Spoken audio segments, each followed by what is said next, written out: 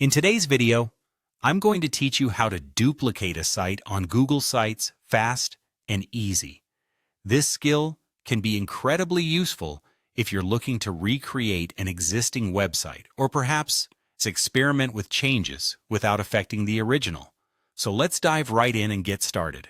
Firstly, you'll want to start by opening your preferred web browser and heading over to Google. In the search bar, type in Google Sites and hit Enter. Once you see the search results, go ahead and click on the first link that appears, which will take you directly to Google Sites. Now, if you aren't already signed in, make sure to log into your Google account. This will ensure you have access to all the Google Sites associated with your email address. Once you're in Google Sites, you'll be taken to the dashboard where all your sites are listed. Here, you need to find the site that you wish to duplicate. Scroll through the list and select the site by clicking on it. This action will open the site you want to work with.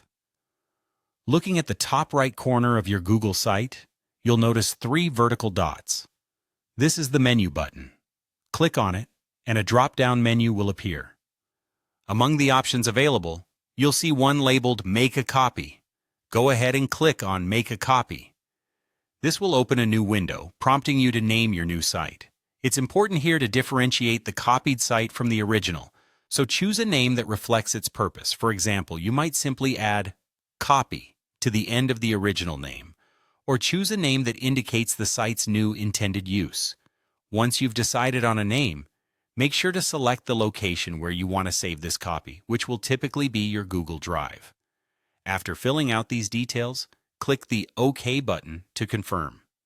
When you click OK, Google Sites will begin the process of creating a duplicate of your chosen site.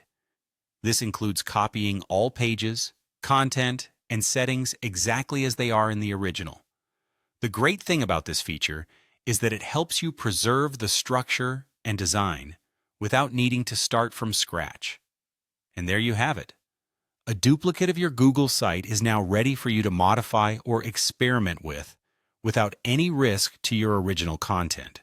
This can be particularly handy for testing new design ideas or layouts, or setting up a completely new site based on a successful template. Remember, working with duplicates not only saves time but also allows for more creative freedom without any fear of losing or damaging your original work.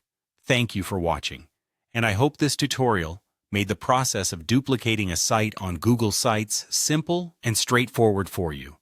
Be sure to subscribe for more helpful tips and guides.